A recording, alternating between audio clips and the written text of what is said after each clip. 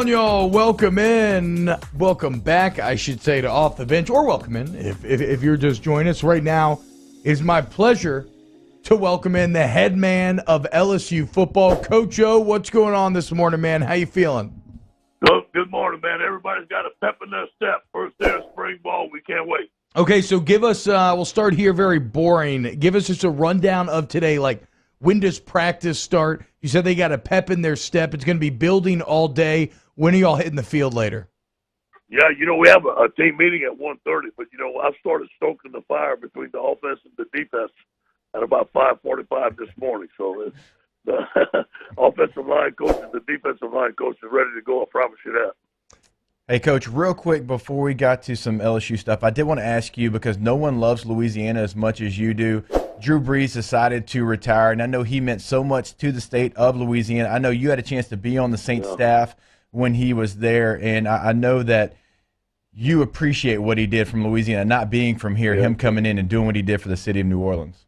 Yeah, him and his wife love Louisiana. What a great ambassador. And Drew's the same guy every day, man. He never let anything get to his head. He's a hard worker. He's an ultimate team guy. Think about all the things he did for the Saints in the state of Louisiana. And, I know him and his wife are planning to stay in Louisiana. They've been wonderful people for us. Yeah, and so, Coach, when you think about kind of the leadership that Brees has provided for the Saints over the years and the tone that he set, it's a vibe that I think any coach would love in their locker room. So as we sit here at the onset of spring ball, what's your kind of overall message for this team during spring? Like, what are the themes or what are the main points that you want to get across, the core concepts to your players? Yeah. Toughness, physical mindset. I want our guys to get in great condition. Both of you guys can remember your best seasons when you're in the best condition you ever been in. And that's my goal, to get every football player in the best physical condition that they can be in for the start of the season. And on defense, we got to execute. We got to eliminate the explosive plays. And the only way you do that is put players in their best positions, teach them great fundamentals technique, and let them play. All right, Coach, so what does today kind of look like? Obviously, when you start spring practice, you try to ease them in, you try to figure some things out. Is it gonna be a little get after them today, though? The word ease them in is not our vocabulary here. The good thing about it, Jacob and T-Bob, we've had football school, so we've had like 15 walkthroughs already. So the time of walking through is over. It's time to go full speed. We got helmets on. There will be no contact, but we're still going 9-on-7. We're still going team. We're still going 7-on-7. We're still going 1-on-1 against each other. And, as you know, it makes the linemen use their hands better. Yeah. It get us a great line of scrimmage discipline. So we got the same practice that we have in past, just no contact. I mean, bro, some of those helmets only practice. I mean, that's the most bruised up your chest gets. It's everybody just punching each other constantly. And hopefully, Coach, some of those bruises will be on some of these younger O-linemen. I was talking about this coming into this segment. We were talking about position groups that we actually think we'd like to see them take the most strides. And for me, it would be the building out of the depth of that offensive line, right? I mean, it's great that everybody's returning, but injuries are inevitable. Who is going to step up? Like, would you agree that that's kind of one of the key areas that you're looking at? Have to, because there is a separation. Although I think those young guys are going to be great players, there is a separation. They're going to get more reps. There'll be more attention to that group this year, so they can develop. There'll be extra reps. There'll be extra one-on-ones, and they have to come along, and I think they will. Coach, another position group, when you look at the defensive side of the football that a lot of people are asking about, is the safety position. And I think people kind of forget that Todd Harris has been a starter here for a long time. I mean, we could go all the way back to 2018 when he was a starter. I know he's had some injuries, but that's as veteran as you'll find in college football. So I know he has been a leader. Has any of the young guys kind of stepped up so far? Let's talk about Todd. First of all, last year, he was still coming off of that injury. As you mentioned, Jacob, he wasn't the same player. Yeah. The year before, he had a hell of a year for him. So we expected him to have a great spring.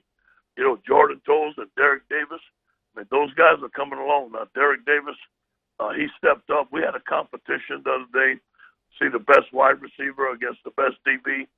and Derek stepped up and he won. So as a freshman, he still should be getting ready to go for the prom, and here he is taking on our best player. So that guy has stepped up a little bit. Cam Lewis is there, but I'm counting on Sage Ryan coming in, Matthew Langwell coming in. I'm counting on those guys coming in and contribute right away for us. Coach, I know not every player can come in early. They can't be a mid-year enrollee, but for guys like Davis, what does that mean for them to already kind of show the coaching staff, hey, I know that I'm supposed to be at the prom, but I can come out here and I can compete with some of the best players in college football? Maturity, a plan. Last year, you could tell the mid-year players when August camp comes, they look like veterans already compared to the freshmen. Because think about it, they've had 15 football schools, they had 15 practices, they've gone to school, they know where their classroom is. You know how that is. Yeah. They know the workout schedule. They understand their teammates better. So it's a big jump for them to come in as mid-year freshmen. Talking to LSU head coach Ed Orgeron here on Off the Bench. Coach, a single name that I'm really interested in watching this spring, the development of, is somebody that we talked about with Coach Baker at the Coaches Caravan, and that is Damon Clark.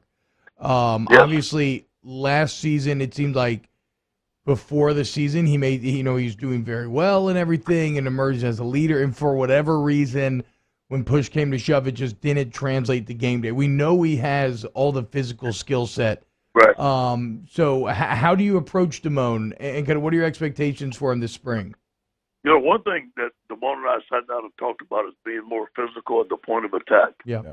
Now, I myself personally taught him how to use his hands. So he's been using his hands more. He's been taking on blocks more, how to take on blocks. I don't think he's ever been taught to take on blocks the proper way. So he's doing that a lot more. He's been very vocal. He's been a leader. And I think one of the things I talked about on defense is let's put it on the coaches to put our players in the best position to make plays and teach them the fundamentals and the technique that they need to make those plays. And that's my goal this spring. Coach, a position that we don't really get a chance to talk about a ton, just because of the way college football's kind of gone, is the tight end position. And when we were talking with Coach Peets the other day at the Coaches Caravan, we were talking about the importance of that position. And even when we were talking with DJ, Thaddeus Moss on that 2019 team probably got undervalued in the national eye just because of all the other weapons on offense. But as you know, Coach, Thaddeus was so key to what that team did in 2019. Yes. No question. We have Jalen Snead coming in. We're going to count on him playing. We got Jack Best, who you guys saw at St. Thomas More, as an excellent football player. So those guys are going to have to play, along with Cole. I think Cole's going to be an NFL tight end. He needs to get more physical at the point of attack. And Nick Storrs. Now, Jacob and T-Bob, you're going to love this. I promise the tight ends this, okay? Every day during spring ball, they get to spend 10 minutes with me, individual, on the sled, and learn how to block. How excited are they? Hey, at least, look, I'll say this for watching that film last year, Coach. Cole, he was skinny, but he was like a crazy, little puppy. He wasn't afraid to put his head in there, right? He looked like a little puppy dog, but he was at least throwing his body in the hole. No, no question. Now he's 6'6.5". He's about 240. Nick Storrs is 6'5", 260. So those are some pretty good sized tight ends. So we're going to use them. They're going to learn how to block it. They're going to be fine. Coach, you talked about wanting to come out of this, with the best conditioned team, and obviously a lot of that work takes place during the summer and with Tommy Moffitt on those fields. But what about during practice? Do you craft your practice around that idea, and then what does that actually look like? Yeah, well, this year at the start of individual, the offense is going to go team takeoff, and the defense will go pursuit, and we have never done that yet. We should do that in Miami. We should do that at USC. We had great conditioned teams. And as you know, you do team takeoff at the beginning of individual, and you do pursuit at the beginning of individual. You're a little gas at the beginning of practice, and you have to teach yourself how to go hard and get in better condition. So it's going to be taxing. We're going to go more. We're going to go longer. It's going to be harder, but we're going to come out of the spring ball with the best conditioned football team that we possibly can be. Coach, one last one for me, a position obviously that I'm going to be paying attention to right before you hopped on was the running back position. You've got two veteran guys in John Emery and TDP that have been here. They've had some success, and I know you're going to push them because I know you want to get more out of them as well. But you also have some young running backs, and I've always felt like if there's one position that can transition from high school to immediately playing in college football, it is that running back position. No question. Now, we are so excited to have Corey Kiner. And we think that he is going to be a lot like Clyde Edwards-Helaire. You never can tell, but he reminds us of Clyde Edwards-Helaire on film. And Amani Goodwin, what a great job of getting him in the state of Alabama, one of the best backs in Alabama. Those are two outstanding backs. We recruited Tyron Davis and John Emery. I love both of them, but they got to step up. Right. I mean, they have not played up to their potential yet, whether it be injuries or whatever it may be. But we got to put that behind us. Those are two great backs. Should be two NFL backs. We got to get a lot out of them. And Trey Bradford coming out of Dallas, Texas. I think that we have a stable of running backs. We got to get more out of them. They should be the strength of our team. Yeah, look, I mean, as far as Kiner goes, I would say the last Mr. Football from Ohio to come here did pretty well. So hopefully that works out once again. Coach, what about you as a football fan? A tough loss for the Cowboys last weekend, but then this weekend heading up, a little bit of house divided, going to Natchitoches against your old alma mater. I don't know if it's spring ball you're going to be able to make the game, but how do you feel about McNeese taking on Northwestern State this weekend? I'm going to be there, man. Practice ends at 1:30. I'm going to be at plate at 2 o'clock.